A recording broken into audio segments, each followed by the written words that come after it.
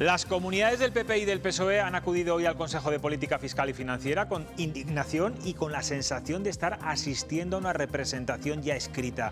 No iban a negociar, sino a escuchar un modelo pactado previamente con Oriol Junqueras.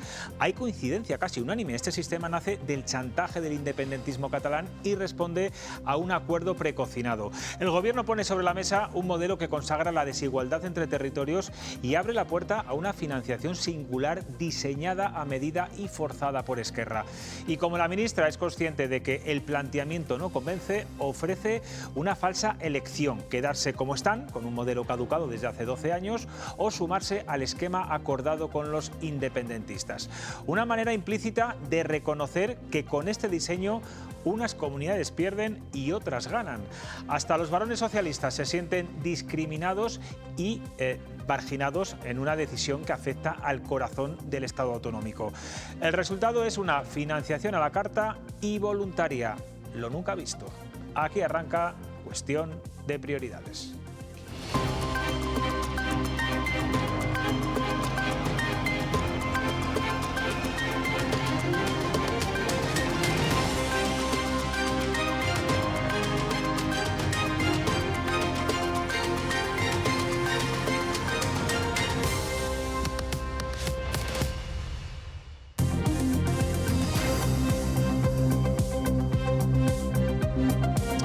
¿Qué tal están? Buenas noches. Esta noche vamos a entrevistar al alcalde de León, el socialista José Antonio Díez, una de las pocas voces críticas en España contra el gobierno de Pedro Sánchez y contra la deriva del Partido Socialista. No se la pierdan porque no tiene pelos en la lengua, ya verán. También estará aquí con nosotros en el plató el consejero de Hacienda, Carlos Fernández Carriedo, pues para que nos explique cómo ha sido hoy la reunión del Consejo de Política Fiscal y Financiera, donde todas las comunidades en bloque, salvo Cataluña, han rechazado el nuevo modelo de financiación pactado previamente con Esquerra Republicana. Un chantaje que ha sido criticado incluso por los varones socialistas. Por ello, la ministra Montero ha intentado dividir a los territorios y por primera vez les ofrece seguir con el modelo vigente de 2009 si no quieren lo pactado con los independentistas catalanes. Laura Zembranos, buenas noches. ¿Cómo ha justificado la ministra esta decisión? Buenas noches, José Luis. Pues María Jesús Montero se defiende de los ataques recibidos estos días, asegura que es falso que sea un modelo hecho a medida para Cataluña e insiste en que beneficia a todas las comunidades autónomas. De hecho, está tan segura de ello que hoy ha sorprendido con un anuncio. No va a ser obligatorio que se acojan a este modelo, podrán quedarse con el antiguo, aunque Montero dice que así recibirán menos. El nuevo modelo será algo así como el dicho, como las lentejas: si quieres las comes y si no, pues las dejas. Es falso que este sea un modelo ideado para contentar a Cataluña. Estamos hablando de una reforma del modelo común. Las comunidades autónomas van a poder optar por no aplicar el modelo. Es algo que ya existe en el modelo vigente. Por tanto, aquí no se obliga a nadie a suscribir el modelo. El que quiera continuar con un modelo previo porque entiende que le va mejor o porque le funciona mejor, no hay ningún problema, porque correremos en paralelo, si es necesario, con los dos modelos. Entre las reacciones, Junqueras vuelve a mostrar su satisfacción y es el único. Recordamos que este modelo se negoció directamente entre él y Pedro Sánchez en varios encuentros, y recordamos también que se trata del presidente de Esquerra, pero que como tal no representa a la comunidad autónoma. Lo mejor que les podría pasar a los votantes del Partido Popular es que se apliquen los acuerdos que hace Esquerra y no los que hace el Partido Popular, entre otras cosas porque el Partido Popular ha contribuido a dejar caducado el modelo de financiación durante 14 años. Salvo Cataluña, el resto se oponen, y aunque pasa pocas veces, en esto coinciden los varones del PP y del PSOE, especialmente duros los presidentes socialistas de Asturias y de Castilla-La Mancha. Van a ver que su mensaje y su descontento va en la misma línea que, por ejemplo, el del presidente de la Junta de Castilla y León. Aprovechamos bien los recursos que tenemos y no queremos que nadie nos lo quite. Por eso vemos con muchísima preocupación la propuesta de financiación autonómica, porque no se puede entender. Es desde luego un pisotón a los servicios públicos de Castilla y León. Vamos a hacer todo lo que esté en nuestra mano para que esta propuesta nos salga adelante. En este país puede terminar en la cárcel cualquiera menos Puigdemont. Pues por la misma regla de tres puede terminar saliendo lo que les interesa a los independentistas y nada de lo que nos interesa a los demás. Hay que retirar el intento de ruptura de la igualdad de España, porque es para mí el mayor atentado a la idea de igualdad que ha habido en España, y me duele muchísimo, particularmente, que lo haga gente del mundo del progreso, ¿no? Pues ya ve, no le duele solamente a los varones del Partido Popular, también a los del Partido Socialista como Emiliano García Paje, este nuevo modelo de financiación que vamos a debatir ya en esta mesa de análisis, hoy con Cayo Sastre, con Emilio Álvarez, con Isabel Jimeno. Buenas noches a los tres. Hola, buenas noches. ¿Qué tal? Bueno, la gran novedad de este modelo, como acabamos de comentarles, es, además de haberse pactado por primera vez con un partido independentista, que no con una comunidad autónoma, eso hay que dejarlo muy claro, bueno, pues que la ministra Montero, Isabel, les da a elegir entre el modelo vigente y el nuevo. ¿Qué busca la ministra con todo esto? ¿Quizá dividir a las propias comunidades autónomas? Dividir a las comunidades del PP, que son las que, bueno, en el fondo son mayoría, pero intentar evidenciar que no todas quieren lo mismo, que no todas se rigen por los mismos criterios. Evidentemente que cada comunidad es distinta, pero no que cada comunidad sea distinta significa que haya que privilegiar a una para quitar a otra. Porque todos los ciudadanos son los que tienen los mismos derechos, no las comunidades. Y no por vivir en Soria o en Segovia tienes que tener menos derechos o tener menos recursos para dar esos servicios a los ciudadanos, que no nos tenemos que olvidar, que son para prestar unos servicios a los ciudadanos que pagan sus impuestos los ciudadanos. Y no hay un señor en la Moncloa ahí fabricando billetes. No salen del bolsillo de Pedro Sánchez ni del de la ministra. Y que tengan menos derechos esos ciudadanos de una provincia de Castilla y León que de una provincia de Cataluña, que además es que, como bien decías, es que se ha pactado con un partido independentista, es que ni siquiera es una comunidad, o sea, con un señor que ha estado condenado. Y no está condenado porque le indultó el propio gobierno. Inhabilitado políticamente. O sea, es que no tiene ningún sentido. Y esto de elegir entre te quedas con el anterior, que aquí se ha criticado desde el primer momento, desde 2009 cuando se aprobó, ya se criticó y se dijo que era deficitario, que no nos llegaban los suficientes recursos. Hace años, creo recordar, ahora el consejero nos lo podrá decir mejor, eran 500 millones. Hoy publicábamos una información en ABC que con este nuevo sistema, pese a lo que se piense y a lo mejor a bote pronto dices, bueno, es que con ese principio de ordinalidad que dijo tantas veces el otro día la ministra en esa comparecencia, que es para escuchársela y volvérsela a escuchar para ver si entiendes algo, ese principio de ordinalidad, Castilla y León recibe 319 millones menos de los que teóricamente de los que aporta. O sea que ni siquiera, pese a considerarnos una comunidad pobre que aportamos poco, ni siquiera vamos a recibir más, por mucho que digan. Es elegir, como dice el dicho, valga la redundancia, entre Málaga y Malagón, entre lo malo y lo peor. Si lo anterior no te gustaba, también es compatible con que no te guste esto. Emilio, como miembro del Partido Socialista, ¿no está arriesgando demasiado Pedro Sánchez, enfadando de esta manera a los varones socialistas en pleno proceso electoral en Aragón, en Castilla y León? Yo no sé qué va a ganar, más allá del pacto previo que hubo para que Salvador Illa fuera presidente de la Generalitat Catalana, que de aquellos polvos estos lodos. Bueno, yo lo que no entiendo es el rechazo que se ha producido. Bueno, por supuesto, no entiendo el rechazo de Paje en absoluto. Sí entiendo la postura más bien de Asturias, que Asturias de lo que se queja es de que se les haya ofrecido ya un modelo que está acordado con Esquerra y que ahora se les pida una especie de accesión a ello. Pero es lo mismo que dice Paje, también Paje dice lo mismo, no hay mucha diferencia entre Paje dice cosas mucho más graves. Me refiero al hecho de que ya esté pactado. Las formas son distintas, pero el fondo es el mismo. No, es que Paje habla de la ruptura de la unidad de España.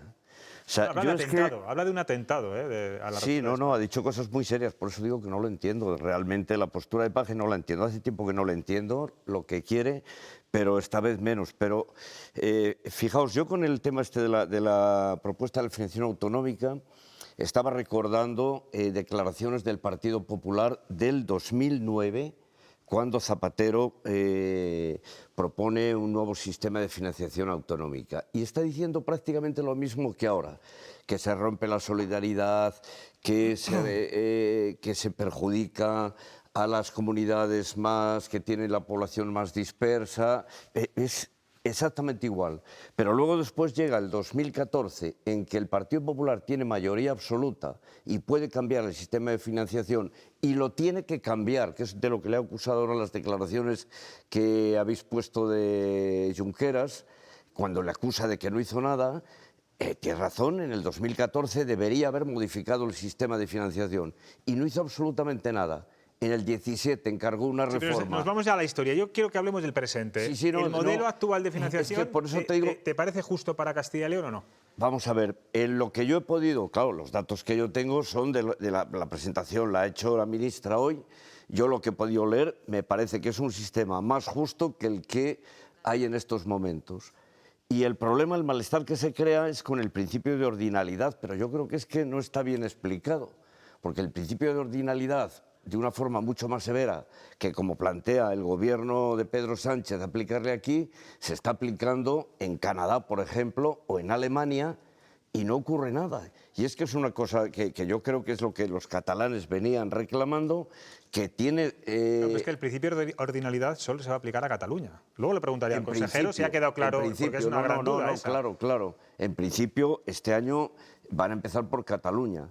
Pero claro, si lo que se está haciendo es que si una comunidad autónoma, como puede ser Cataluña o puede ser Madrid, están recaudando más y tienen que aportar para un reparto entre todas las comunidades autónomas, que en ese reparto, lo que ellos dicen, que al menos no perciban menos que otras comunidades. Y entonces el gobierno, para evitar que esas otras comunidades pudieran salir perjudicadas, lo que hace es crear una serie de, no sé cómo lo llaman, ingresos adicionales. Estamos hablando de unos ingresos adicionales de 19.000 millones para compensar a esas comunidades que se quedarían por detrás de las que recaudan más. Con lo cual yo veo que el equilibrio sí que se consigue, es más... lo que es evidente por los datos que se han facilitado... El equilibrio y el privilegio para Cataluña también se consigue, las dos cosas. No, privilegio no. Un principio de ordinalidad se tiene que extender a todo el país. Pero claro, el principio no existe solamente para un territorio. No, le correspondería a Madrid también, porque es también de los que más recaudan. Pero en principio quienes lo han pedido son ellos. Pero es que... Pero no puede ser que porque una comunidad lo pida primero, a ti te privilegio. Y si nosotros pedimos no sé qué otra cosa, ¿nos lo tienen que dar primero? Pero ¿por qué lo privilegian? ¿Por qué el acuerdo privilegia a Cataluña? Porque lo ha pedido primero, es lo que acabas de decir. No, vamos a ver. Hay un acuerdo con Cataluña, eso está claro. Yo creo que todos conocemos cuál es la situación en Cataluña y yo creo que el Partido Popular debería pensarse muy bien lo que supone no aprobar ahora el sistema de financiación.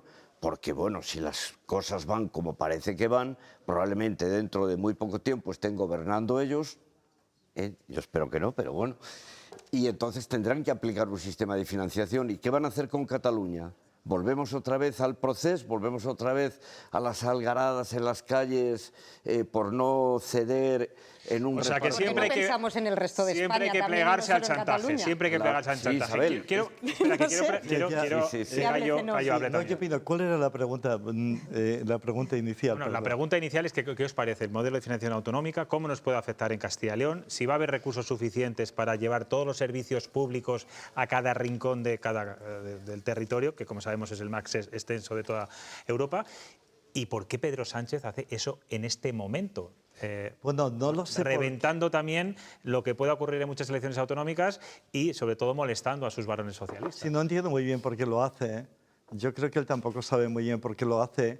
Quizás simplemente lo hace para mantenerse en el poder y para mantener a su colega Illa en el poder y nada más. Simplemente, probablemente no lo haga por nada más. Y después, cuando haya dejado el poder, pues no sé, me dedicaré a hacer política internacional o me perderé por ahí en Naciones Unidas y entonces los de Castilla y León seguirán en la pobreza y los ricos seguirán más ricos, ¿no? Y sobre todo yo creo que lo que hace la ministra, que yo he tratado de seguirlo también, Emilio, es embarrar el campo de juego, no saber de qué estás hablando, ni ella, ni los que la escuchan, ni nadie. Y sobre todo, como el campo de juego está embarrado, al final lo que consigues es la idea de que vaya penetrando en la cabeza de todos que somos desiguales. Y al final asumes que has nacido en un lugar donde es pobre y siempre serás pobre y el otro será rico y nada más.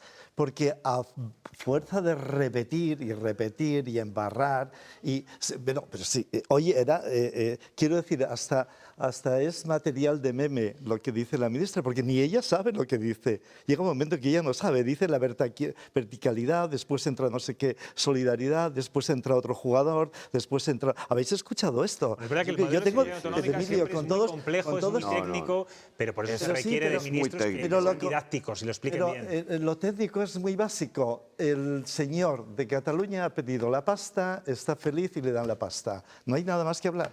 Yo creo que algo significará que todas las comunidades, excepto Cataluña, lo hayan criticado, lo hayan rechazado. Algo significará. Es más, Emilio, fíjate lo que te digo, hasta el candidato del Partido Socialista en Castilla y León, que al principio le pareció maravilloso, poco a poco ha ido virando, ahora le parece que es injusto y que es insuficiente. Sí, lo escucho. Eres de los pocos socialistas que lo defienden. Pero vamos a ver, lo que ha hecho la ministra es una propuesta, lo que hace el gobierno es una propuesta. Hoy ha dicho que eran lentejas, estas son las anteriores. Bueno, pues, sí, es una... El consejero nos lo dirá mejor lo que ha dicho ayer en la reunión, que es el que ha estado. La propuesta, el consejero, digo yo, que nos lo explicará perfectamente. Se supone que ahora se tiene que negociar, lo que hoy ha habido una reunión informativa. Es decir, no ha habido ningún debate ni ninguna votación. Entonces, lo que realmente habrá que hacer ahora será negociar y a ver si esos fondos adicionales que van a venir para las comunidades que menos recaudan y que podrían salir perjudicadas si a Cataluña se le da más, si van a percibir... ¿Y no te parece, Emilio, que ya partimos de la base de que todo depende... Bueno, ha sido un modelo pactado con Cataluña, que las propias comunidades autónomas, ninguna han podido participar en ese diálogo. Sí, y precisamente como han impuesto una forma de un modelo muy propio, ahora hay que buscar subterfugios, como tú bien dices, que si fondos adicionales, fondos de compensación, para que el resto no pierdan. Pero claro, la base primigenia es todo para Cataluña. Y luego vamos a intentar que las demás no salgan demasiado perjudicadas. Claro, yo no lo veo así, no es todo para Cataluña. Cataluña viene históricamente reclamando una serie de fondos que, según ellos, les corresponde por ser una comunidad que más aportan al fondo común. La tercera. La tercera, efectivamente. Y entonces yo creo que el gobierno lo que hace es copiar el sistema que hay en Canadá o que hay en Alemania ya y que funciona perfectamente, que es tenerlo en cuenta eso. Es decir, que una comunidad que sea la que más recauda o la tercera quede a la hora de percibir también en ese mismo lugar. Pero para compensar a las demás, porque otro principio básico es que ninguna comunidad pierda con respecto a lo que cobraba antes. Emilio, por tanto, el beneficio es para todos. Disculpa, si lo que queremos es vivir como los canadienses, debemos de cambiar la Constitución y entonces hacer algo que los canadienses tienen, que es un Estado federal. Claro, y si queremos vivir como los alemanes, entonces tenemos que empezar, a organizar esto políticamente de otra forma. Pero probablemente también nos ocurra, y yo estoy pensando, que esto puede que dinamite el sistema, porque lo cierto es que es un fracaso. Lo de la financiación autonómica es un fracaso y es un indicador de que el fracaso será también quizá para el Partido Popular, y está aquí el consejero del Partido Popular. Y como consecuencia de este fracaso, fuerzas antisistemas, anticomunidades autónomas conseguirán cada vez más tener más eco porque es un fracaso total. Es un fracaso total que no seamos capaces ni en tiempos de Zapatero, ni en tiempos de Rajoy, ni ahora de organizar la financiación autonómica. Este es el problema. Sí, fundamentalmente este es el problema, porque cuando termine la historia de los catalanes con esto, y de hecho los empresarios catalanes habrás oído que están descontentos con ella porque ellos quieren más. No esto, es que quieren más, ellos lo han dicho. Si no le han cogido casi el teléfono a ella y le tiran de las orejas a Junqueras. Bueno, y Junts quiere un cupo catalán, quiere todavía más que los empresarios. Por lo tanto es un fracaso. Y si no organizamos esto de alguna forma, el sistema algún día va a colapsar. Pero como han surgido muchas dudas en esta mesa, vamos ahora a hablar con pues con el representante del Gobierno de Castilla y León, que ha estado en esta reunión y que nos puede contar, bueno, pues de primera mano lo que allí se ha dicho y las consecuencias, sobre todo para nuestra comunidad. Es el consejero de Economía y Hacienda, Carlos Fernández Carredo. ¿Qué tal? Muy buenas noches. Muy buenas noches. Vamos a ver, esta novedad de que ustedes elijan entre el modelo actual y el pactado con Esquerra Republicana, yo no sé si les ponen algún aprieto, porque de alguna forma podamos quedarnos en Castilla y León con menos fondos, ¿no? Si nos quedamos con el vigente. Nosotros no vamos a aceptar amenazas, vamos a defender los intereses de Castilla y León, que es esto de que se ponen 21.000 millones de euros encima de la mesa y hay comunidades autónomas que tienen que vivir con lo que tenían en el año 2009, que estamos en el año 2026. Con Castilla y León no van las amenazas y si la ministra cree que amenazando a las comunidades autónomas va a conseguir un acuerdo, pues creo que se equivoca. Nosotros lo que queremos es algo muy sencillo, que es igualdad, participar todos. Creemos que los impuestos de los españoles tienen que servir para financiar los servicios públicos que recibimos los españoles y no para que el presidente del Gobierno haga un pago político a Oriol Junqueras para seguir recibiendo el apoyo en el Parlamento. Y creemos que esto tiene que hacerse negociando entre todas las comunidades autónomas. Lo que a todos afecta tiene que negociarse entre todos. Ni siquiera lo ha negociado una comunidad autónoma, porque Oriol Junqueras no es miembro del Gobierno de la Generalitat de Cataluña, ni siquiera tiene ningún cargo público porque está inhabilitado por el Tribunal Supremo. Y en esta, bueno, usted habla de amenaza, vamos a llamarle también propuesta, estas dos propuestas, estas dos vías que le dan ahora mismo a ustedes, no sé si las comunidades del PP van a hacer algo, han hablado de hacer un frente común para elegir cuál es la mejor opción. Es que hoy ha habido un gran frente común, que es el de todas las comunidades autónomas en contra de lo que se nos ha puesto encima de la mesa. Hay un dato muy evidente que refleja lo que supone para Castilla y León. Castilla y León tiene el 20% de la superficie de España, tenemos algo más del 5% de la población de las comunidades autónomas de régimen común y lo que la ministra pone encima de la mesa es que recibamos solo de los nuevos fondos un 1%. Es una cantidad absolutamente injusta que refleja esa desigualdad. Cataluña recibiría 4.700 millones de euros y nosotros solo 271, que justifica que Cataluña reciba 17 veces más de lo que recibe Castilla y León. No se corresponde con ningún criterio. Cataluña tiene el triple de población, nosotros tenemos el triple de superficie de lo que tiene la Comunidad de Cataluña. No tiene ningún sentido que con ese acuerdo haya una comunidad autónoma que reciba 17 veces más de lo que reciben los ciudadanos de Castilla y León. Bueno, según la ministra Montero, todas las comunidades crecen, todas van a tener más fondos. En el caso de Castilla y León, como usted bien decía, son 271 millones más.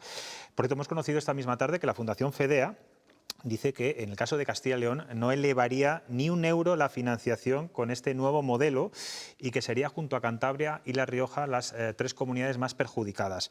Yo le pregunto, ¿con este modelo actual, con estos 271 millones más, supliría el coste, las necesidades que supone, bueno, pues llevar los servicios públicos a cada rincón de la comunidad? ¿Se podría hacer? Pues lo que nos crearía es un prejuicio gigantesco, porque los 21.000 millones a mayores lo ponen los ciudadanos con sus impuestos. Y de lo que estamos hablando es cómo se financia la sanidad, la educación, los servicios sociales, y lo que quiere el Gobierno es que de esos 21.000 millones de euros a Castilla y León solo llegue el 1%, cuando representamos más del 5% de la población de España de las comunidades de régimen común y el 20% de la superficie de España. Es absolutamente insuficiente para los servicios que tenemos que dar. La ministra lo sabe. Lo que pasa es que la ministra está atendiendo solo a los deseos de Pedro Sánchez, quien a su vez depende en este caso de lo que diga Oriol Junqueras. ¿Y qué van a hacer? Pues naturalmente ponernos con todos los medios que tenemos, como van a hacer el resto de las comunidades autónomas. En nuestro caso, si esto avanza, iremos a los tribunales, sin descartar ir en su caso al Tribunal Constitucional. Decía el líder del Partido Socialista en Castilla y León, Carlos Martínez, que ha dado un viraje grande, ha dado varios bandazos. El primer día apoyaba este nuevo modelo, pero poco a poco se ha ido dando cuenta de que, bueno, pues era perjudicial para la comunidad. Lo ha tachado de injusto y de insuficiente. Y no sé si van a hablar con él para hacer un frente común de comunidad en este asunto. Todo aquel que se sume a defender Castilla y León siempre es bienvenido. Es verdad, como usted dice, que ha tenido una evolución muy errática. en unos casos muy descomprometida con los intereses de Castilla y León, pero yo no me quiero fijar en este momento en la oposición de Castilla y León, me quiero fijar sobre todo en defender los intereses de la comunidad autónoma. Y nosotros, como Junta de Castilla y León, como Gobierno de Castilla y León y en la instrucción de Alfonso Fernández Mañueco, vamos a defender los intereses de nuestra comunidad autónoma y los intereses de los ciudadanos de Castilla y León. Aclárenos, surgía en la mesa de análisis el debate sobre el principio de ordinalidad. Yo no sé si María Jesús Montero ya ha estado más inteligible que en la rueda de prensa que vimos hace unos días, donde no entendíamos absolutamente nada, si con ustedes lo he explicado mejor, pero claro, el principio de ordinalidad, así por decirlo comúnmente, es el que más recibe, el que más tiene, el que más aporta, es el que más tiene que recibir, el que más ingresos o impuestos gestiona, es el que más tiene que recibir después del Estado. ¿Esto va a ser exclusivamente para Cataluña? ¿Lo ha aclarado la ministra durante la conferencia? Lo que ha dicho la ministra es que el modelo tiende hacia la ordinalidad, que se aplica en el caso de Cataluña, no en el resto de comunidades autónomas. Y quien mejor ha explicado qué es el principio este es Oriol Junqueras, que dijo que el tercero que más pague es el tercero que más recibe. En consecuencia, el primero que más pague es el primero que más recibe. Y lo que no dice es que el último que más pague es el último que más recibe.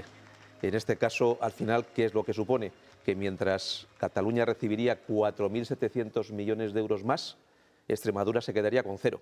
Se reparten 21.000 millones de euros, de los cuales 0 euros llegan a Extremadura. Esto no se puede entender de ninguna de las maneras. Además de un principio esencial, quienes pagan no son los territorios, son los ciudadanos. En España los ciudadanos pagan los impuestos en función de su capacidad contributiva y recibimos los servicios en función de nuestras necesidades. Es un cambio sustancial de entender la Constitución española y pasa a tener más derechos a aquellas personas que más pagan. Esto se podría entender para el caso de nuestra comunidad autónoma, que los barrios de las ciudades con mayor nivel de renta tengan más derechos sus ciudadanos que aquellos que viven en barrios con menor nivel de renta. Yo digo que no. Para aquellos que creemos en la igualdad, esa propuesta que se nos hace desde el Gobierno es absolutamente incomprensible. Y hay una propuesta ya negro sobre blanco del Partido Popular, porque claro, no tiene nada que ver los intereses que pueda tener Castilla y León, con dispersión, con poca población, con baja densidad, con las que pueda tener Madrid o Valencia o Murcia, por ejemplo. Es que ya nos hemos puesto de acuerdo muchas veces las comunidades autónomas. Ha habido sistemas de financiación que se han aprobado por unanimidad y todos hemos hecho el esfuerzo por ceder, pero sobre bases de principios distintos de los que hoy se plantean. Nosotros creemos, para empezar, en la multilateralidad, que todos negociamos en condiciones de igualdad. Esto no consiste en que alguien acuerda y esto se aplica a los demás que no han estado en la mesa de negociación. Esto no puede ser. Creemos en la solidaridad, en la igualdad y en la suficiencia de los recursos. Y este modelo no atiende para ello. Pero no porque lo digan las comunidades del Partido Popular, lo dicen todas las comunidades autónomas de España, a excepción de una. O estamos todos equivocados, o la que está equivocada en este caso es la ministra y el Gobierno. Perdió una oportunidad, como decía antes Emilio, el Partido Popular cuando no reformó el modelo de financiación autonómica gobernando Mariano Rajoy. El modelo caducó, terminó su vigencia en el año 2014.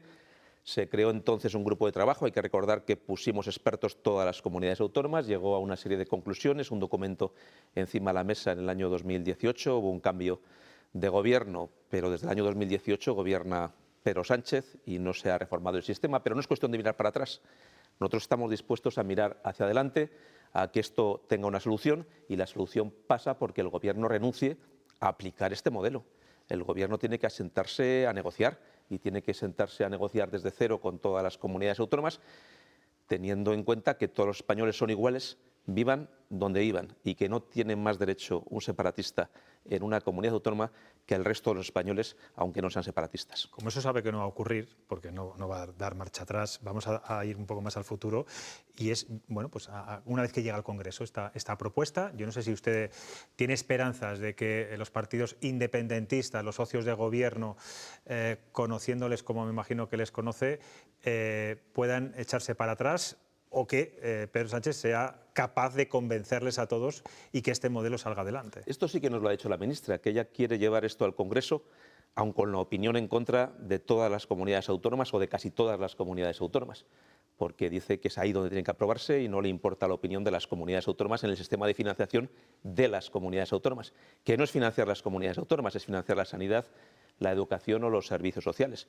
No sé lo que pasará en el Congreso, porque no depende de mí, depende de los grupos políticos y serán ellos los que tengan que pronunciarse sobre esta materia. Hay algunos que ya han anunciado su voto favorable, Esquerra Republicana de Cataluña, seguramente Bildu, que tiene un pacto con Esquerra Republicana de Cataluña, ocurra lo mismo. El PNV, pues seguramente también vote porque tiene un sistema de financiación diferenciado y esto no le afecta. No depende en este momento de nosotros. Vamos a centrarnos en lo que depende de nosotros y lo que depende de nosotros es oponernos con todas nuestras fuerzas a la desigualdad entre los españoles. Creemos firmemente en la igualdad, en la solidaridad y en la suficiencia de los recursos y que todos negociemos en la misma mesa.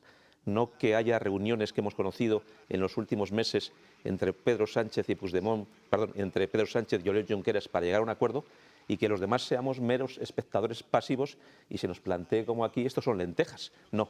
Tres reuniones en concreto. Por último, por concretarlo en algo, bueno, por supuesto que financiación autonómica son servicios sociales, es sanidad, es educación, es no sé qué porcentaje del presupuesto ahora mismo en Castilla y León serían estas tres áreas. Pues más del 80%. Solo sanidad es el 41% del presupuesto de las consejerías. Pero por llevarlo a la actualidad, hoy, por ejemplo, ha comparecido el consejero de Medio Ambiente por los graves incendios de este verano. Ahí ha dado la cifra oficial, 1.216 fuegos, 143.800 hectáreas quemadas.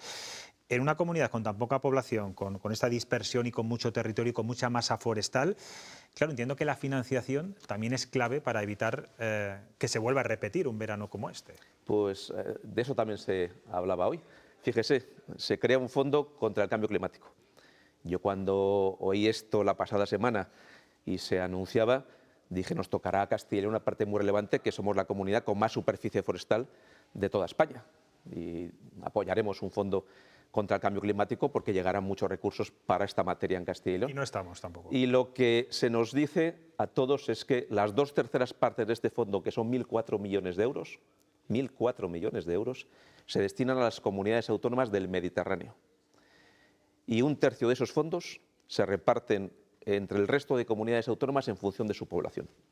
Eso no se puede entender en modo alguno ni lo podemos compartir en una comunidad que es la comunidad que tiene la mayor superficie forestal de toda España, que es un patrimonio de todos los españoles, no solo de los ciudadanos de Castilla y León. Es que tener más de 5 millones de hectáreas forestales es un patrimonio de todos los españoles que tenemos la responsabilidad de conservar. Y al final se nos dice que los fondos se distribuyen de la forma que he descrito. ¿La vía del Constitucional está más cerca, entiendo, hoy que ayer? Pues hoy lo que hemos tenido por parte de la ministra es que no nos ha dado ninguna información adicional, ha confirmado que lo que anunció el otro día Oriol Junqueras es cierto, ha dicho que ella va a llevar esto al Congreso de los Diputados independientemente de la opinión de las comunidades autónomas y no renuncia a su tramitación ni renuncia a volver a la casilla de salida para dialogar entre todos. ¿Y no va a haber otro Consejo de Política Fiscal y Financiera antes del Congreso? No nos ha convocado para ningún otro y la ministra ha dicho que seguramente ella ya no lo presida porque en los próximos meses pues renunciará porque ella es candidata a una comunidad autónoma. Pues Carlos Fernández Garrido, a defender los intereses de esta comunidad. Eso es lo que vamos a hacer con toda seguridad.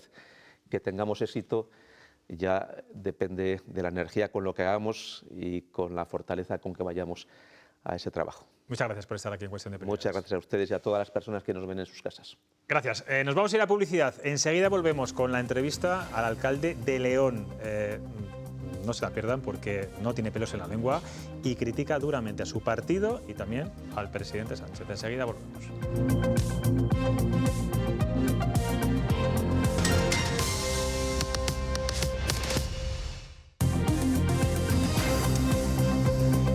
Bueno, esta mañana hemos entrevistado en León al alcalde socialista, José Antonio Díez, y vean por qué no da puntada sin hilo y da varios titulares en los que carga contra su propio partido. Luego lo vamos a analizar. El alcalde de León se ha convertido en una de las pocas voces críticas dentro del PSOE frente al liderazgo de Pedro Sánchez. Podríamos decir que es el Emiliano García Paje de Castilla y León. Ha reclamado un congreso extraordinario urgente, exige una renovación profunda del partido ante lo que considera un rumbo errático, alerta de un creciente descontento interno y denuncia la falta de diálogo en la organización. A todo esto se suma que, como recordarán, fue el primero en denunciar públicamente las malas formas de Koldo García cuando, según relató, llegó a amenazarle en un acto en León con el entonces ministro José Luis Ábalos.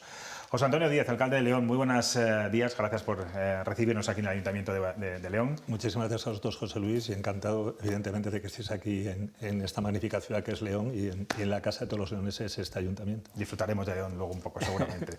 Bueno, usted se ha convertido, como decía, en una de las voces más críticas del PSOE. Yo no sé qué le dice la gente por la calle, especialmente militantes y socialistas, cuando le escuchan ser tan contundente contra el presidente del Gobierno y contra la dirección de su propio partido. Bueno, yo diría que, como pasa en casi todos los ámbitos, siempre hay división, ¿no? Y división de opiniones. Y el Partido Socialista, evidentemente, hay una gran división también de pareceres respecto a cómo está funcionando el partido y lo que es el partido, ¿no? Dijéramos que hay una parte más oficialista, como pasa en todos los lugares, que sigue más las directrices que se marcan desde Ferraz o desde los órganos autonómico y provincial, y hay otra parte muy importante de la militancia, que ellos, digo, los que se consideran reales militantes, que piensan realmente en lo que es el partido, lo que han sido sus principios, sus valores, en lo que les representa y cree que les represente, y que ahora mismo es evidentemente muy crítica con la situación actual del partido. ¿Y cuál es la mayoría cuando sale a la calle? ¿Qué le dicen más? ¿Siga así o cállese, no haga tanto daño al partido? Ten en cuenta, León tiene una militancia muy grande, somos una de las agrupaciones más grandes de España, tenemos 900 militantes en la ciudad, pero claro, yo veo a centenares de personas todos los días, ¿no? Por no decir miles. Yo diría que la gente se siente muy identificada con lo que yo manifiesto y con lo que yo defiendo, ¿no? Independientemente de que sean militantes del Partido Socialista, que muchos lo son y me lo trasladan, como aquellas personas que meramente son simpatizantes o incluso votantes de otras formaciones políticas, ¿no? Por lo tanto, yo lo que sí procuro ser es siempre coherente en mi discurso, lo he intentado ser siempre desde que soy alcalde, desde que estoy en la política, y en ese sentido diría que, bueno, pues que la inmensa mayoría de la gente entiende y comprende lo que es mi posición y lo que son los argumentos que esgrimo para defenderla. Imagino que comparte el contenido del manifiesto de Jordi Sevilla. Yo no sé si usted de esos firmantes.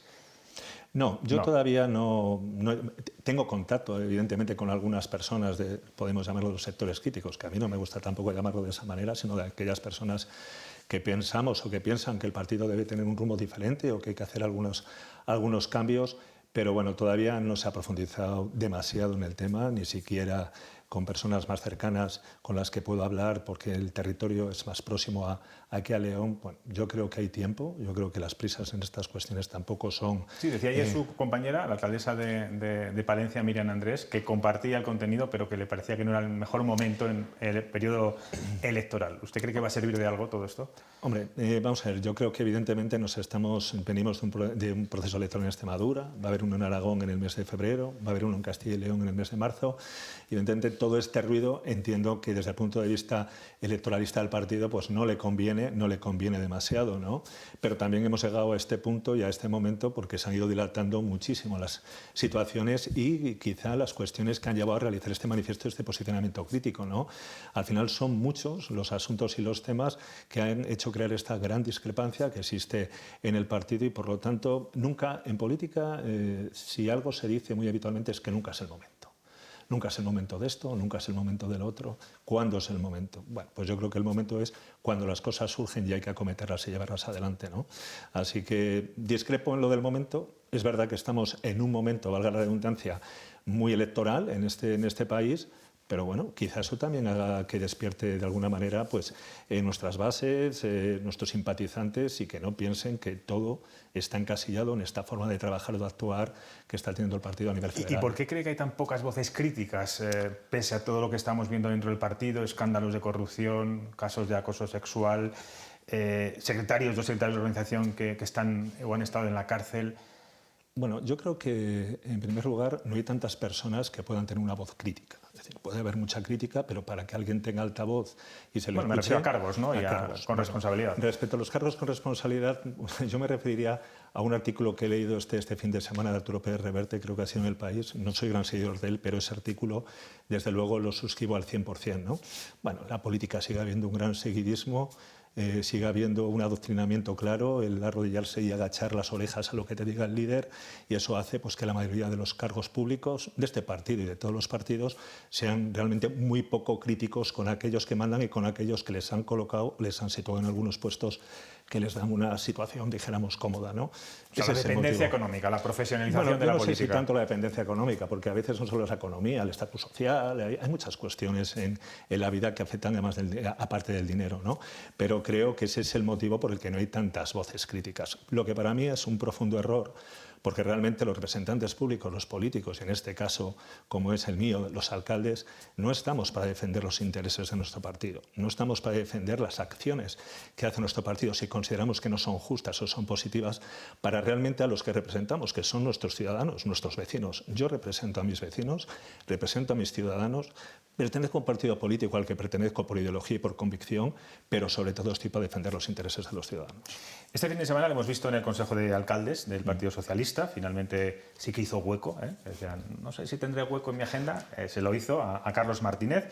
Yo no sé cómo fue ese encuentro después de que usted acusara de despreciar a León, incluso de que se mofara de los leoneses por aquel comentario sobre la copulativa Castilla y León.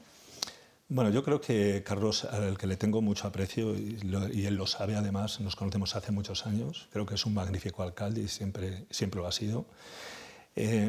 Creo que le ha costado entrar, ¿no?, en esta dinámica de Castilla y León, y el mayor ejemplo pues, es esa falta de sensibilidad que hay que tener con esta comunidad autónoma que evidentemente está constituida, como dice el propio estatuto, por dos regiones, ¿no? Para eso está la ley copulativa que las define y las diferencia claramente, ¿no? Es verdad que aquella actuación pues, no estuvo muy acertada, ni siquiera los comentarios posteriores que él ha realizado. Evidentemente lo critiqué porque así he de hacerlo.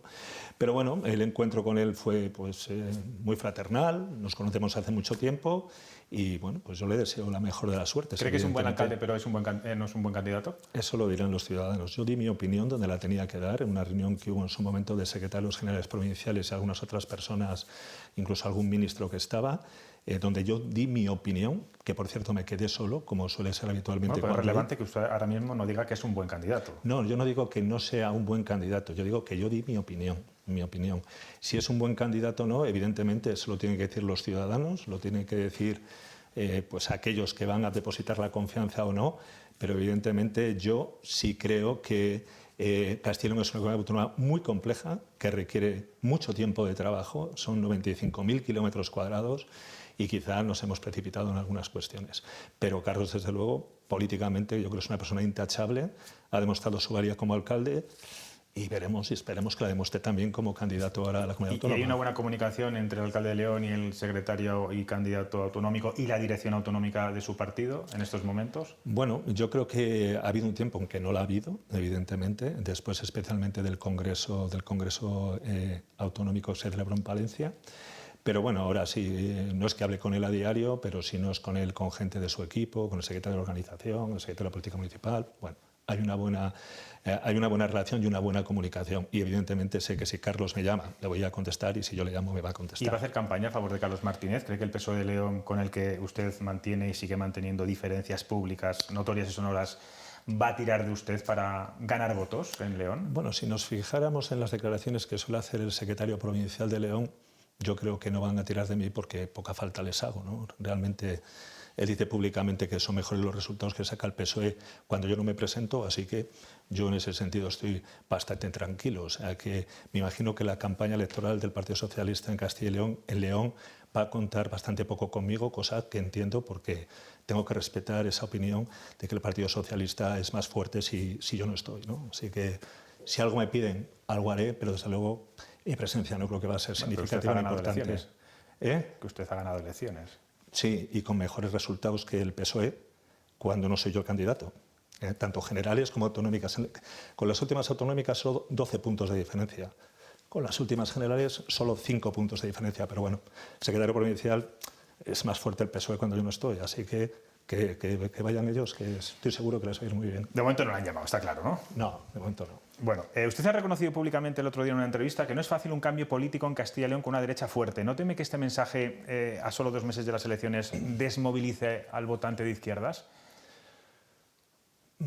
Yo creo que tenemos que llegar a un momento y un punto de inflexión en los grandes partidos, y cuando me refiero a los grandes partidos son el Partido Socialista y el Partido Popular.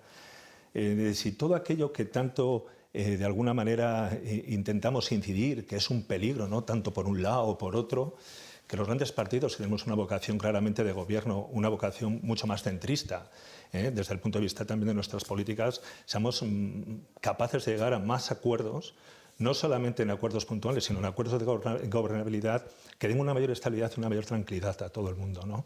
Evidentemente, un gobierno ahora mismo de derecha y extrema derecha, como el que ya tuvimos en Castilla y León durante poco tiempo y se vio que realmente no funcionó demasiado bien, no creo que sea la mejor situación ahora mismo para esta comunidad autónoma.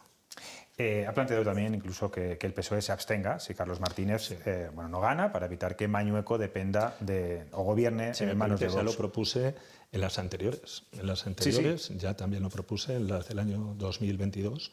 Propuse esta misma y no es el acción. único dirigente que lo ha hecho, pero no sé si ha recibido respuesta por parte del partido y si cree que está dispuesto. Yo lo único que he escuchado y que me parece también coherente, lo que pasa que nunca ningún candidato lo acaba de aceptar, pero en este caso lo ha hecho Carlos Martínez y me parece una propuesta muy interesante, es que gobierne la lista más votada.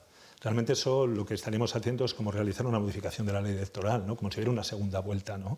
Me parece un criterio excepcional, que la lista más votada pueda gobernar y que el resto de... Pero llevamos escuchando eso de PP y de PSOE años y años. Por eso lo digo, pero en este caso, fíjese que parece que lo propone pues una fuerza que en principio parte en desventaja. Siempre el candidato o el que preside o el que dirige tiene más ventaja. Y sí, quedaría menos creíble si quien lo dice es el señor Mañueco, ¿no? Que porque no le está más votada, porque tú tienes una serie de ventajas, pero está ofreciendo un partido que tiene que pelear y que tiene que luchar por ganar las elecciones y lo está ofreciendo, ¿no? Así que yo creo que esos son los caminos que me parecen interesantes, pero para que eso lleve un efecto real, lo que es necesario es que haya una modificación de la ley electoral, pero es lo que pedimos todos, una modificación de la ley electoral. ¿Usted cree que se va a dar el Partido Socialista en Castilla y León por todos los casos de corrupción, por todo lo que rodea ahora mismo al gobierno, por la propia figura de Pedro Sánchez? Perdona que se lo diga así, una buena leche. No creo que tanto, y estoy seguro que no, como pasó en otros territorios, como pasó en Extremadura. Estoy seguro que no. Pero evidentemente todo afecta, ¿no? Tener un partido pues, que ahora mismo pues, tiene una situación delicada, compleja, donde, como bien ha dicho al principio, pues, hay una crítica interna cada vez más contundente y más sólida, pues evidentemente no ayuda a ningún candidato. Ni siquiera me ayudará a mí, previsiblemente, cuando sean las municipales en el año 2027. Pero no creo que el resultado sea comparable con el de otros territorios, ¿no? Yo creo que es un territorio muy difícil para nosotros, para el Partido Socialista. Ahí está la historia. Son casi 40 años de gobiernos del Partido Popular ininterrumpidamente, con la excepción de la victoria de Luis Tudanca en el año 2019, que pudo haber hecho cambiar esta comunidad, pero que como consecuencia de la falta de palabra de un partido que ya no existe prácticamente, pues no ha sido posible. Entonces es un territorio realmente complicado para nosotros y por lo tanto obtener un grandísimo resultado no es fácil, pero dudo y no creo que el resultado vaya a ser catastrófico ni muchísimo menos.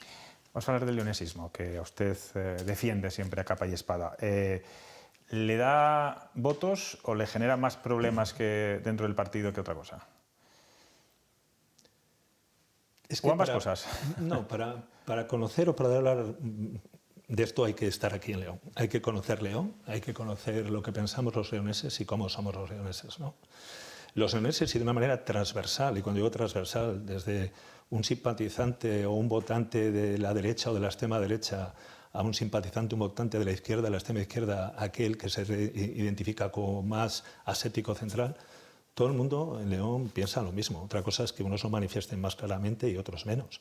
Pero todos pensamos, evidentemente, que esta comunidad autónoma es una comunidad autónoma fallida, errónea, que nosotros tenemos todo nuestro derecho histórico y constitucional a ser comunidad autónoma y, por lo tanto, el leonesismo yo diría que ni quita ni pone, es que lo llevamos todos, inmenso e impreso, ¿no? Hay algunos partidos, como el Unión de Pueblo Leonés, que lo manifiesta claramente, porque si dijéramos es el core de su partido, sin más, no hay más que eso. Bueno, ellos dicen que son los auténticos, ustedes son los sucedáneos, ¿no? Bueno, son la copia. Yo creo que eso es un error, porque está llamando copia a todo el mundo, porque como digo, el leonesismo es algo que llevamos todos los leoneses, no se identifica con un partido político.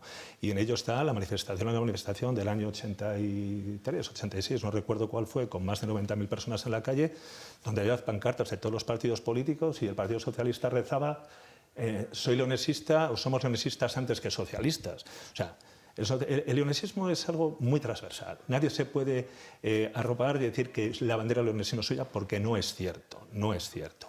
Pasa que los grandes partidos, con la deriva que han tenido en el tiempo, pues bueno, pues han llevado a que tanto el Partido Popular como el Partido Socialista, pues bueno, se han vuelto más autonomistas de Castilla y León que en defensa de la autonomía de la propia León. Pero los ciudadanos, los leoneses, le aseguro, y esto se lo aseguro, mayoritariamente, en una inmensa mayoría, defendemos y tenemos nuestro sentimiento más a flor de piel que nunca en defensa de nuestra autonomía. Lo que ocurre en Cádiz es que es una batalla, la de la autonomía leonesa, que aparece y desaparece, que no es constante, digamos, en su agenda tampoco. Bueno, en mi agenda sí. En mi agenda es constante.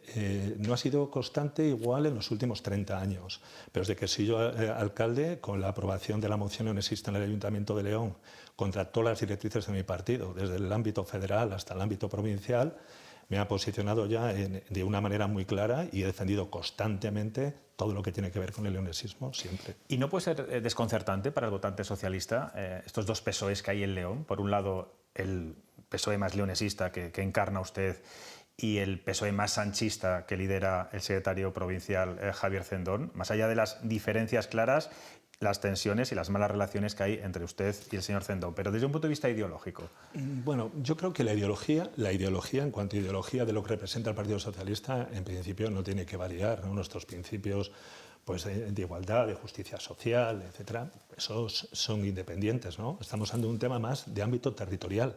Pero es que, como digo, en el resto de partidos pasa exactamente lo mismo. Otra cosa es que no lo manifiesten. Pero yo seguro que en el Partido Popular hay una amplia sección, una planta muy importante del Partido Popular, de cargos públicos, militantes y simpatizantes, que están plenamente a favor de la autonomía de León. Y habrá otros, generalmente quizá los que estén mejor ubicados o mejor colocados en esta estructura política, institucional y administrativa de la comunidad autónoma, que están más cómodos ahí. No creo que eso interfiera o difiera mucho a la hora de depositar el voto de alguien que quiere votar algo, ¿no?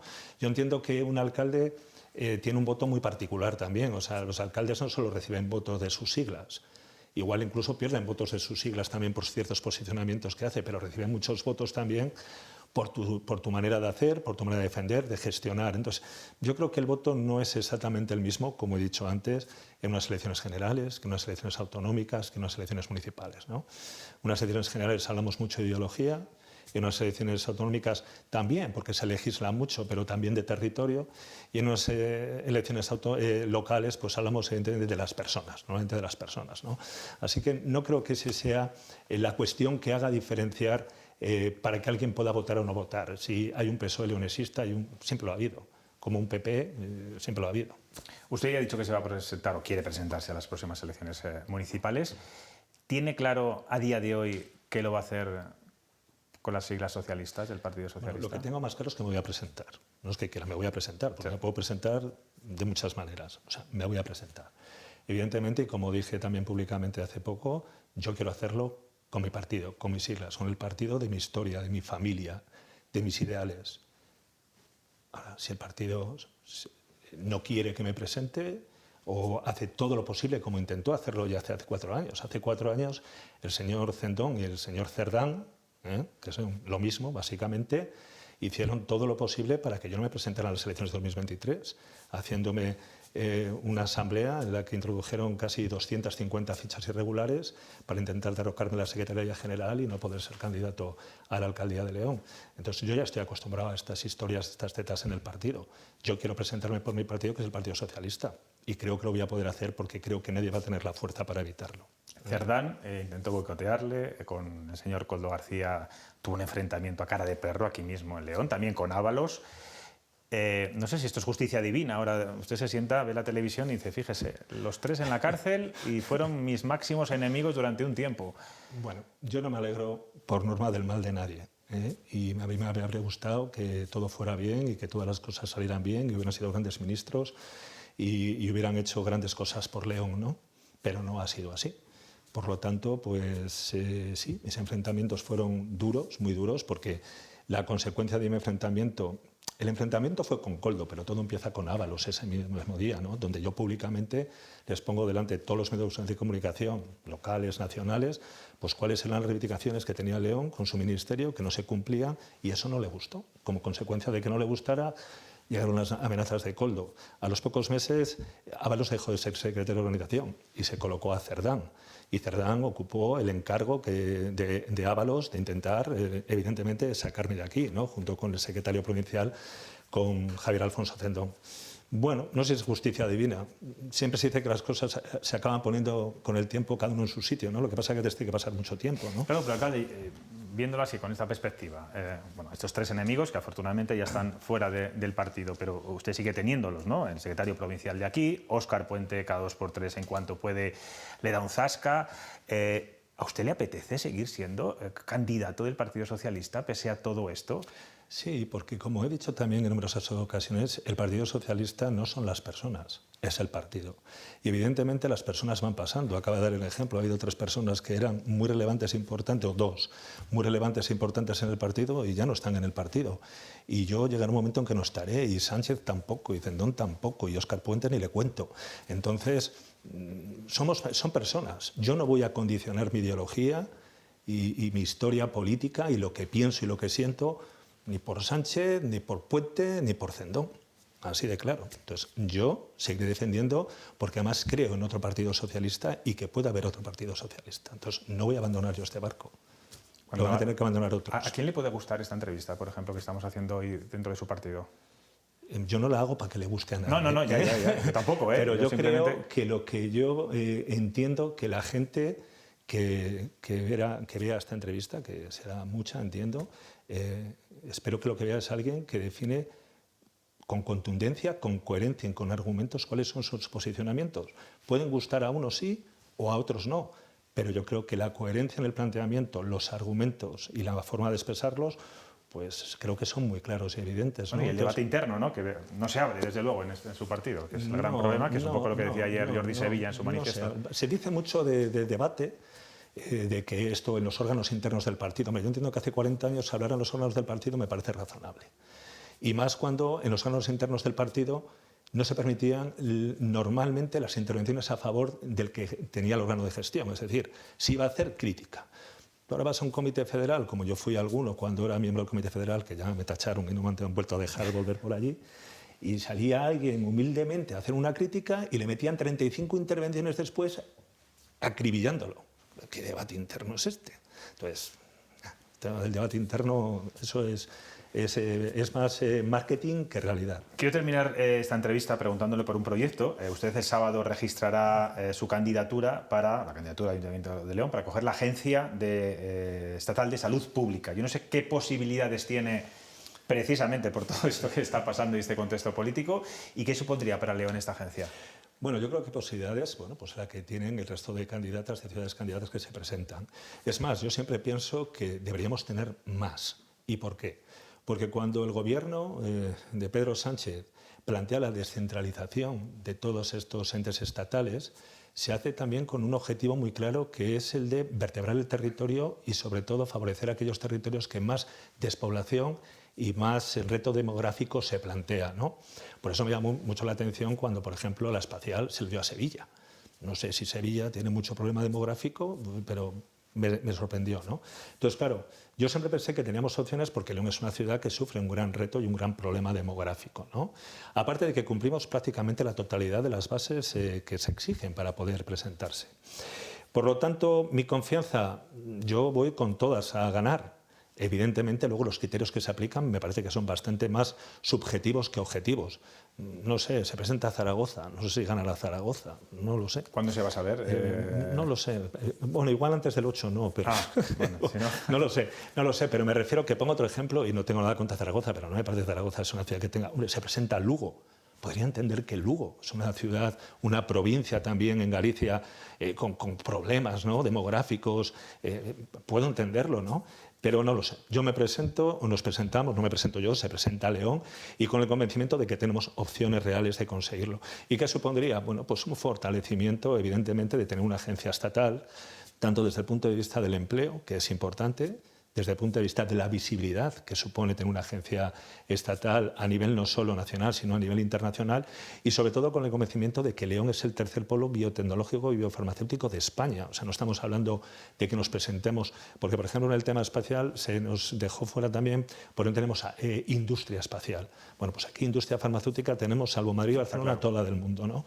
Así que bueno, con el convencimiento de que podemos conseguirlo y que sería realmente muy positivo para León. Ojalá tenga mucha suerte. Alcalde, gracias por recibirnos. Ya sabe que si la Mahoma no va a la montaña va a Mahoma. La siguiente vez le espero en el plato de cuestión de prioridades. Pero vamos a hacerlo así, una vez cada uno. Eso, vamos a ir intercambiando. Gracias, de verdad. Pues nada, ha sido un placer y muchísimas gracias por hacer esta cosa, Luis. Bueno, pues compartirán o no sus opiniones, pero desde luego es que es de los pocos cargos con responsabilidad en estos momentos del Partido Socialista que, bueno, carga duramente contra su propio partido y contra Pedro Sánchez. Compañeros, yo tengo aquí unos titulares, si tenéis alguno mejor, me lo decís. Bueno, cosas que a mí me han sorprendido. No acaba de aclarar si Carlos Martínez es el mejor candidato. Él dice que lo decidirán los votantes. No cree que su partido cuente con él en la campaña electoral autonómica y dice que él no va a abandonar este barco, que lo tendrán que abandonar otros. Emilio, que eres del Partido Socialista y te he visto ahí un poco a veces poniendo gestos contrariado. Bueno, no, más que contrariado, no es contrariado. Conozco bien a José Antonio, conozco bien la provincia de León, tengo muchos amigos en el partido y fuera del partido en León, tengo familia. Entonces conozco bien la situación de León y me da pena que en una provincia en la que tenemos el mayor número de afiliados al partido, pues haya esa división en el mismo. Es cierto que hay dos facciones, por llamarles de alguna forma. Familias. Es verdad, en algunas de las cosas que ha dicho el alcalde, pues las conozco y son ciertas, en que ha habido pues ciertos intentos de prescindir de él o de hacerle de menos por parte del partido. Me parece que no está bien. En León es verdad que el sentimiento leonesista que él dice, yo creo que sí que es cierto, que tanto en unos partidos como en otros, la gente de León se sigue sintiendo agraviada de que en su momento no hubiera una comunidad. Y claro, si lo comparas con que tienes en La Rioja, que tienes una provincia mucho más pequeña y que es una comunidad autónoma, o Cantabria o Murcia, pues ese agravio yo le he sentido también en mucha gente de León y creo que tiene razón. Las quejas que se plantean, la pregunta que hacías, bueno, pues yo creo que a mí me ha dado la impresión de que evidentemente no le gusta el candidato. O sea, Carlos Martínez. Carlos Martínez, le dice, bueno, ya lo dirán los ciudadanos, hombre, claro, es evidente. Pero yo puedo decir, a mí si me preguntas, digo, pues a mí me parece un excelente candidato que ha hecho una gran gestión en su municipio. Es que lo lógico es cuando a un cargo de un partido se le dice qué tal el candidato de este partido, es que diga, es el mejor. Es el mejor y más cuando estamos a unos meses de las elecciones. Pero bueno, teniendo en cuenta también la situación en León, a mí no me ha extrañado nada de lo que ha dicho. Ha dicho algunas de las cosas que son ciertas y otras pues que yo creo que deberían recapacitar tanto unos como otros, porque no creo que sea lo mejor. Hombre, yo creo que, se lo decía antes, es un alcalde que gana elecciones, que menos que tirar de él para arañar votos en la provincia de León, pero parece que él lo mismo lo ha dicho, que el señor Fendón, al que por cierto ha vinculado varias veces durante la entrevista con el señor Cerdán, no lo va a hacer. Isabel. Pues a mí me ha llamado también la atención el hecho, que ya lo había insinuado, lo había dicho alguna vez, que se va a presentar y se va a presentar. No ha dado por cierto que se vaya a presentar por el Partido Socialista. Hombre, quiero decir, es que si el Partido Socialista, el aparato, no quiere que se presente, puede buscar el vericueto para que claro, no lo haga. Pero que, que ya des por hecho de que te pueden poner trabas otra vez a uno de los alcaldes que tienes gobernando en esta comunidad de capital de provincia, en las que tampoco tienes a tantos, porque realmente están León, Soria, que el candidato se va a pasar a las autonómicas, aunque todavía no ha dicho que cuando recoja el acta para ser presidente. Entonces igual sigue siendo alcalde. Quizás sigue siendo alcalde de Soria. Igual sigue siendo alcalde porque es incompatible las dos cosas. Y Palencia. Entonces que no... Alguien que quiere ser y te ha ganado elecciones ya de por sí, de antemano, sepa que le van a poner tantas trabas. También es cierto que amigos dentro del partido tampoco va haciendo, pero... Y que lo que ha dicho de que no ha dicho que Carlos Martínez sea el mejor candidato, igual es una manera de decir, yo lo advertí. Bueno, él ha dicho que en una reunión dijo que había cosas que no se estaban haciendo bien. No sabemos qué dijo en esa reunión. Cayo.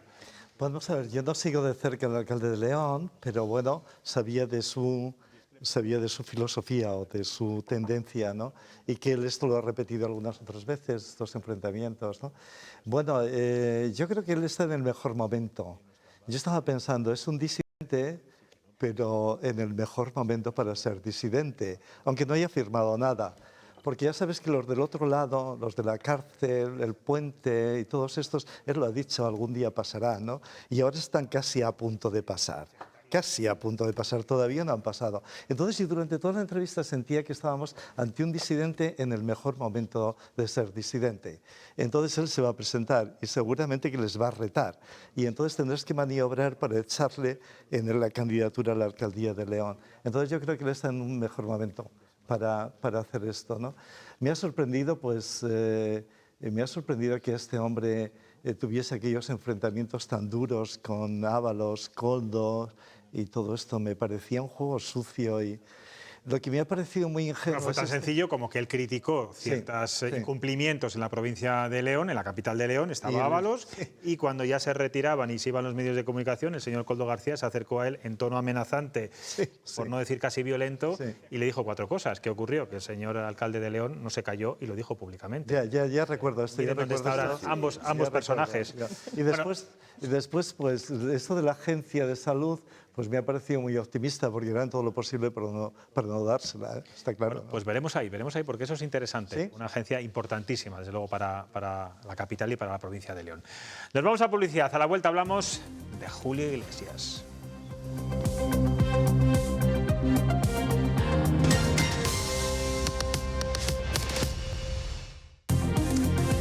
Seguimos en cuestión de prioridades. El caso Julio Iglesias sigue dividiendo a la sociedad y a la política española. La Fiscalía de la Audiencia Nacional investiga 2 denuncias por agresión sexual y trata también de seres humanos. Son 2 denuncias diferentes presentadas por 2 ex empleadas y por unos hechos que ocurrieron en sus mansiones de la República Dominicana y Bahamas en el año 2021. Unos testimonios desgarradores publicados tras 3 años de investigación del diario.es y Univisión. El cantante ha dicho a sus cercanos que está muy preocupado y con el ánimo muy bajo, y precisamente por su proyección internacional esta noticia está dando la vuelta al mundo.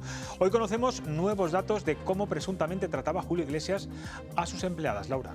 Sí, es que hoy conocemos nuevos audios con testimonios facilitados por el diario.es. Los vamos a escuchar a continuación, y más detalles de cómo presuntamente trataba Julio Iglesias a sus trabajadoras. Fíjense, todas ellas, para poder trabajar en la casa, eran sometidas a pruebas médicas que incluían análisis ginecológicos para también detectar posibles embarazos y para conocer si tenían enfermedades de transmisión sexual. Los resultados no solo llegaban a las empleadas, el primero en recibirlas era el propio Julio Iglesias. Allí no queda impune.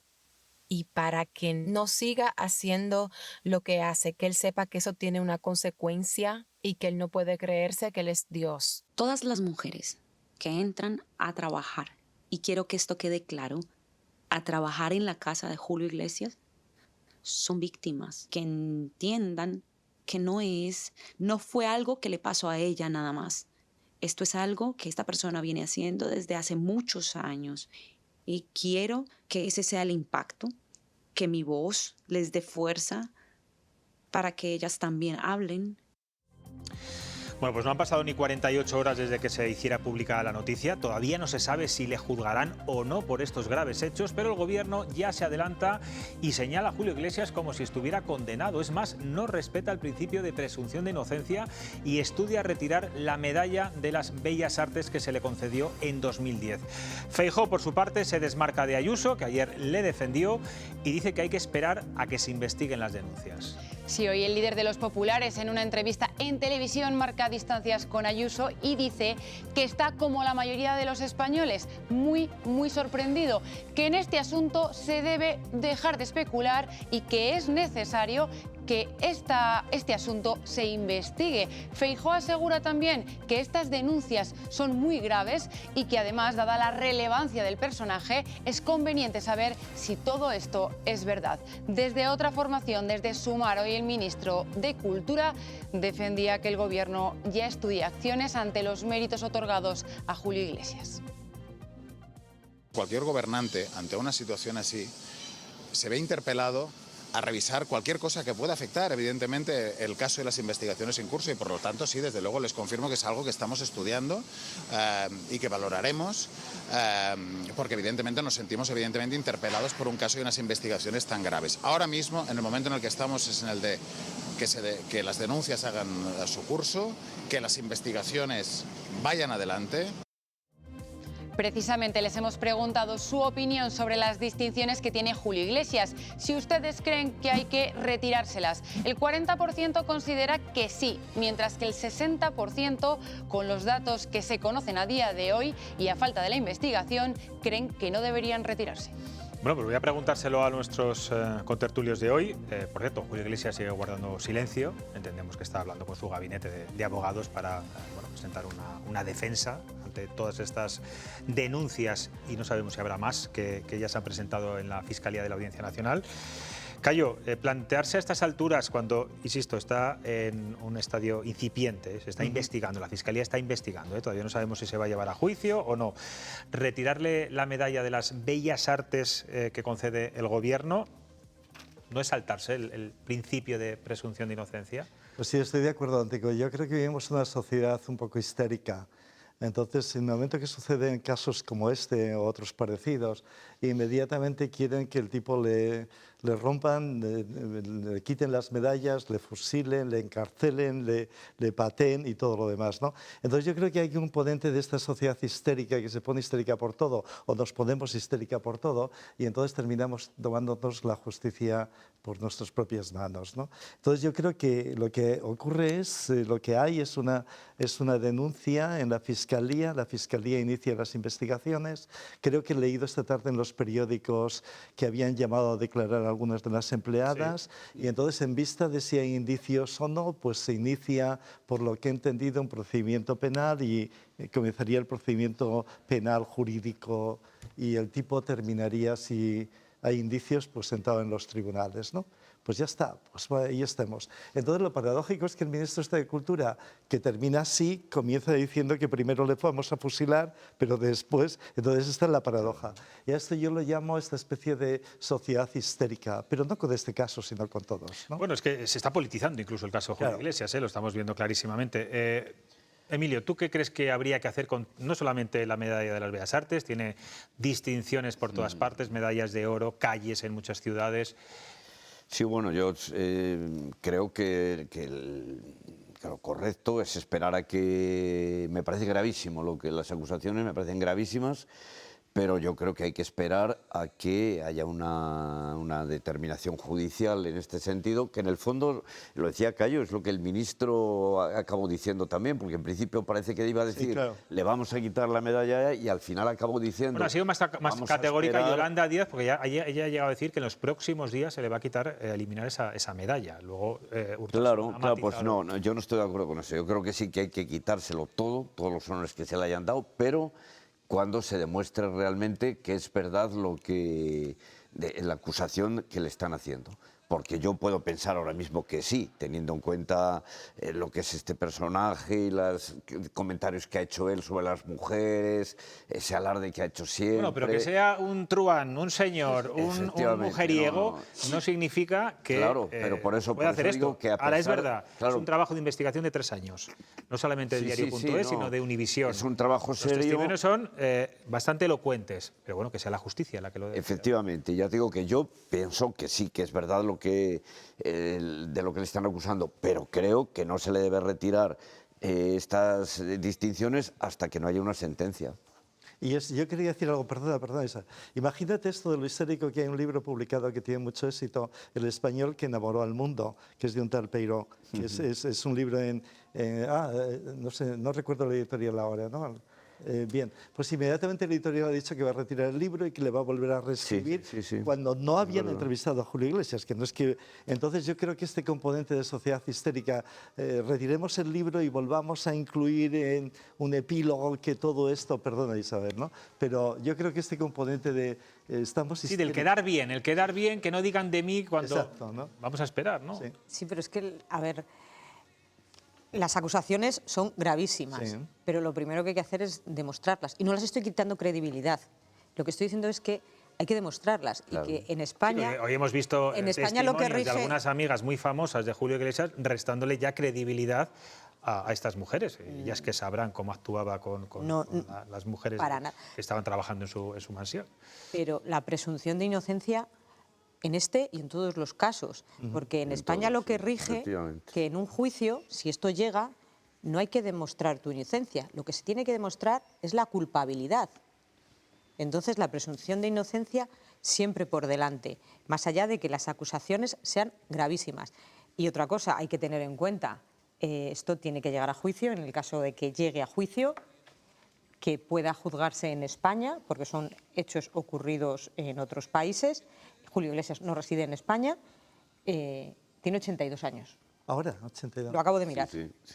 Pensaba que tenía 70. Pero se está politizando tanto esto, Emilio, y te lo pregunto a ti, que bueno, hoy el debate político estaba en que qué rápido el Partido Socialista, qué rápido la ministra Ana Redondo ayer habló con los medios para pedir que se investigue, para, bueno, pues de alguna forma, bueno, pues criticar si estos comportamientos de Julio Iglesias, cuando no lo hizo con Paco Salazar, cuyas denuncias internas estuvieron 5 meses en un cajón. No sé si es comparable o no es comparable. Pero es verdad que al final... No es comparable, pero hay una diferencia. Ana Redondo no tenía ninguna responsabilidad en el partido cuando...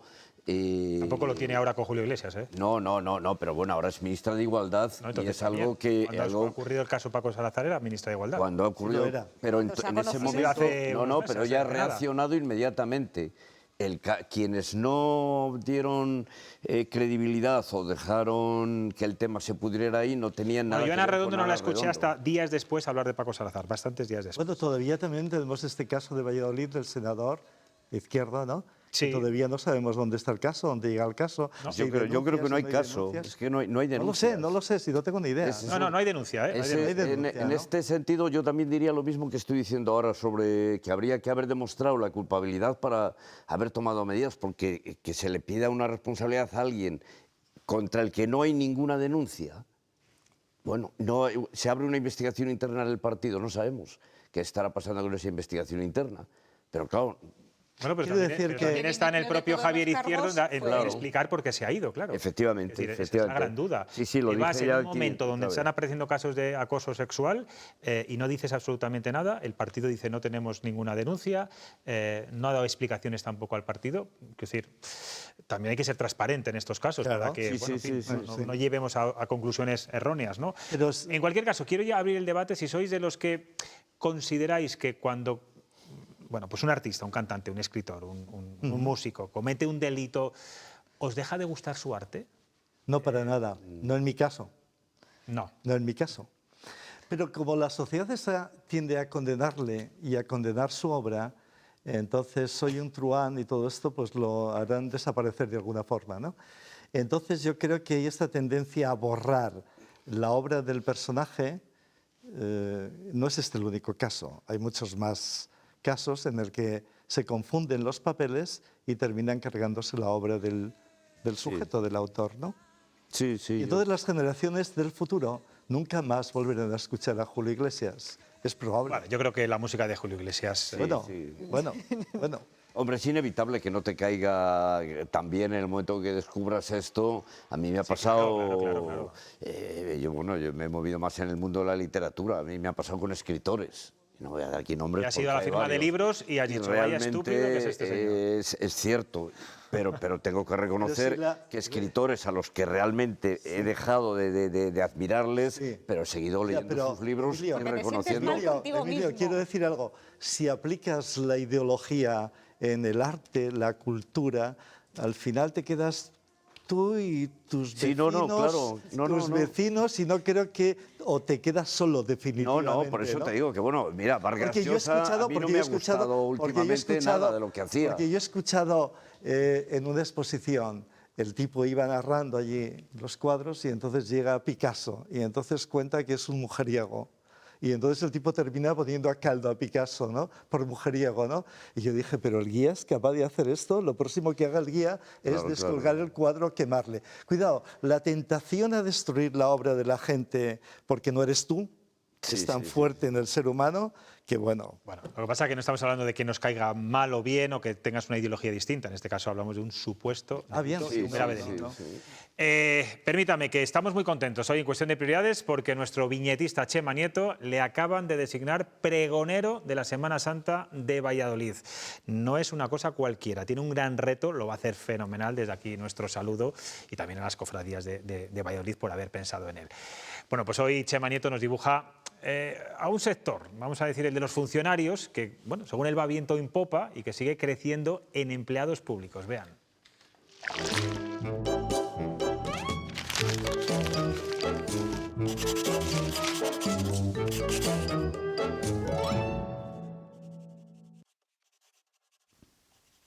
Estos tiempos de inquietud necesitan mucha luz. Récord de funcionarios en Castilla y León. En solo 6 meses hemos aumentado el número de funcionarios en 7.842, con lo cual ya tenemos 185.347, el 18% de toda la población ocupada. La Junta, la Diputación, los ayuntamientos, el Estado, ¿quién dice que no somos una tierra de oportunidades? Más luz en cada rincón de Castilla y de León. Bueno, pues 185.300 funcionarios serían la suma de las capitales de Salamanca y Soria. El alcalde de León ha dicho que van a llegar nuevos funcionarios con la agencia esa. Bueno, tú decías que a lo mejor esas agencias son solo un ordenador, No lo han escuchado nuestros espectadores, pero lo has dicho también antes. Sois funcionarios los dos, tú no lo eres. Que una de las grandes aspiraciones de los jóvenes a día de hoy sea ser funcionario, ¿os preocupa? A mí mucho. Sí. Pero es que es lo que genera esta sociedad. Si estás viendo que es la manera de tener un trabajo relativamente estable y que tienes unos horarios, no todos los funcionarios, que aquí es que cuando pensamos en un funcionario pensamos en el señor que está detrás del ordenador, pero un funcionario es un médico, un funcionario es un policía, un funcionario es un guardia civil, esos también son funcionarios que tienen sus horarios y trabajan de lunes a domingo. Pero claro, es que al final es lo que generas. Ahora viene gente a hacer prácticas y les dices que tienen que trabajar fines de semana y por las tardes y les hacen los ojos chiribitas. ¿Cómo ha cambiado? ¿Cómo ha cambiado de cuando éramos jóvenes? Yo diría que el envejecimiento de Europa y el aumento de funcionarios es el no futuro de Europa. Bueno, pues hay que emprender, hay que emprender, señores, y jóvenes también, no se funcionarien demasiado. Algunos, oye, por supuesto tiene que haber funcionarios, son necesarios, claro. Pero es que también emprendes y te ponen tantas trabas. Sí. Bueno, es un gran debate que ya no nos da tiempo a llevar hoy. Cayo, Emilio. Gracias, encantado. Gracias, como siempre. Mañana volvemos. Ya saben que hemos adelantado un poquito el inicio del programa, lo cual sé que mucha gente me dice que menos mal. Pues a las 10:30 en punto estamos aquí con todos ustedes.